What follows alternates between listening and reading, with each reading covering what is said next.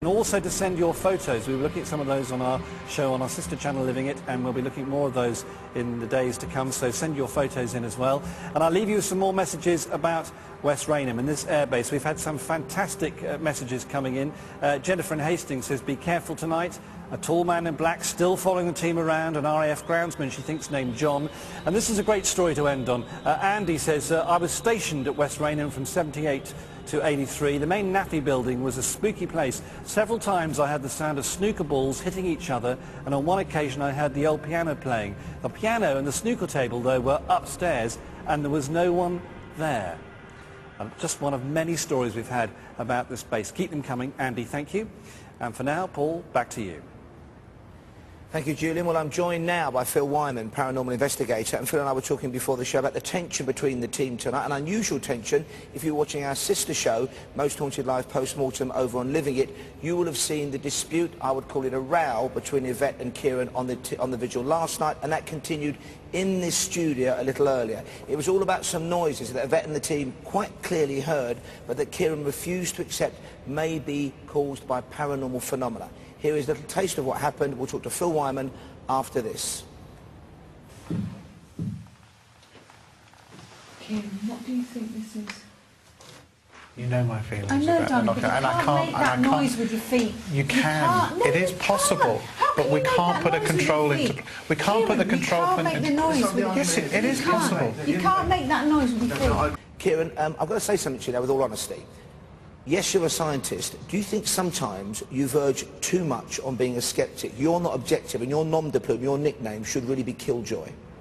No, I don't think so. People have accused me of being a party pooper, but I've got to be there to offer alternative explanations. If we're all just running away with paranormal explanations and not considering at least that there are alternative explanations, then, you know, what use is doing an investigation? I have to say, it is really getting on my nerves, because we've been doing this for a long time. The banging, you are actually saying, and you have said to me, that it could be somebody crossing their toes inside their shoes. Yeah. How the hell, that noise there, how can somebody make that banging noise by crossing their toes in the shoes? It's a ridiculous thing to say, Kieran. Right, it listen really is. to me for a second. At the end of the day, I'm getting sick and tired of saying the same thing over and over again. We know, we've looked at the Fox sisters, it was the same thing. The Fox sisters were producing rapping noises, and they admitted to doing it later on. But we're not the Fox sisters. I know we're not the Fox sisters. What you're doing is tantamount to accusing the team of being cheats. You can't ameliorate it now, don't dilute it. You're saying somebody out there's cheating. The same way that Yvette's having a go at me, you can't point the finger at me and say that I'm accusing somebody. That's not my role. My role is to offer an alternative explanation, to be a skeptic and say, look, let's try and put a control into place. For goodness sake, you're always on the side of the doubters. Last night, there was no way on God's earth was that somebody... Yeah, but it's... No, just let me finish. There's no way that somebody is crossing their toes and making that noise with its ridiculous thing to say. Winter boots just a minute. Wellingtons. Just wait a minute, Paul. Let me just finish. It's really getting on my nerves, because this is hard graft that we're doing, and it's happening all the time. Now, what I would like to see is I don't know, if you're saying it's someone's... I'm not just let me finish. All right. If it's somebody's toes in their shoes, then, you know, you can't, then you prove it. You stand up there and you try and move your toes and you try and make the same noise that was happening last night. Ooh, wow. Things did get heated. I don't want to drag Phil Wyman into the middle of this domestic dispute, but what's your... Hearing that objectively, what did you make of those noises? Phil, you're another paranormal investigator. You want evidence. What did you make of that? I've got to be honest with you. Kieran's got a very difficult job. He has to look at things rationally and throw his kind of two penn'orth worth in, if you like. And sometimes that does upset the people who are on the investigation with you. I thought, looking at the footage, that the noises for saying, crossing your toes in your boot and making the noise, I thought the noises were too loud and too clear, to be honest with you.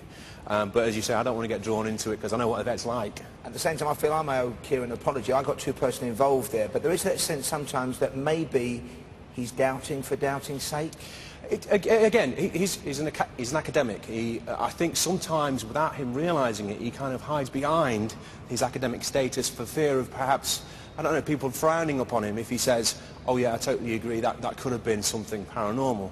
And I think that's what the case is, and I think that's, tries to hide that and not get anything damaged, that academic status damaged, as it were. So. Of course, and we're getting messages on this already via, of course, our email and via the text, so keep those messages coming. Phil's going to be taking out some audience members after the show at midnight to continue the investigation. For the moment, thank you, Phil Wyman. We're going to get back to Yvette and the team out there at the first location on tonight's investigation after this shortest of short breaks. Join us for more paranormal investigations and phenomena, we hope, after this.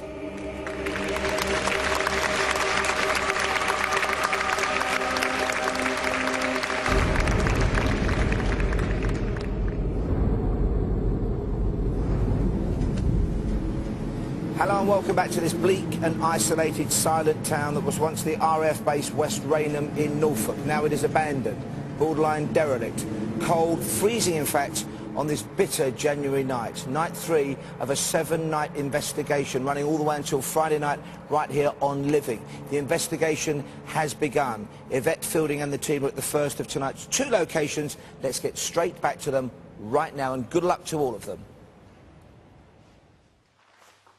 Thanks very much, Paul. Well, actually, I'm whispering because we're hearing some extraordinary noises. It's very gentle, pounding noise. It sounds like somebody's walking heavy-booted, heavy-footed on the ceiling, doesn't it? In a distance. But to go back to the thing, Kieran and I are absolutely fine. Being professional. Yes, being professional. Oh, we're absolutely fine. We have our differences, don't we? But yeah. Only on the paranormal level. But we love each other, really. Not all of us love him. But this is extraordinary what we're hearing. And you probably can't hear it at home because it's so in the distance. Yeah. But it's like something on the roof. It also sounds like an air pressure with your ears, does it? Yeah, not? when your ears are popping, almost that sort of... What's that? Well, as soon as you started to talk, I watched that key and just started moving. The door hasn't moved, but the key here is moving. Oh, yeah, yeah. And it was moving right from the time that you started to talk. And I just pointed it out to Matt, just to keep an eye on it, and it's still moving. No one's moved the door. Could it be movement of us making air? No, that key there would be moving. Oh, And there's we've still actually going. moved that door. Listen, it's still going on. Do you know what I suggest?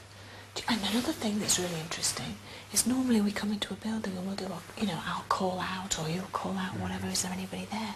We've not done anything of the sort here. So just remember what happened just in the break. Yeah, yeah. When we were in this room, and Guy, where are you, Guy? Yeah, here. Guy's just behind, and was walking down the corridor here, and you saw this door absolutely slam, and now Kath was, about here, and the rest of us were in there. And as soon as the door slammed, Guy came out and could see no one was anywhere near the door. But this door just slammed for no reason. We can't work out why. There's no natural explanation for it as we can find at the moment. Well, I suggest that we actually, seeing as there seems to be a lot of activity around here, why don't we sit ourselves around this table? We've got another piece of wreckage from East Kirkby Museum, so thank you very much to them for loaning it to us. It's absolutely a wonderful piece of history. What plane it came from and the circumstances in which it crashed, I've no idea. But let's see if we get some energy. Let's see if we can get some more activity. Let's not go night vision. I'm liking this. Let's let's be a little bit different. Yes, Kieran? Yeah. Would you mind if I had a look through here first, if that's okay? Where? I've just seen... What have you seen? I don't know what I've seen, but I've just when Kath was standing there.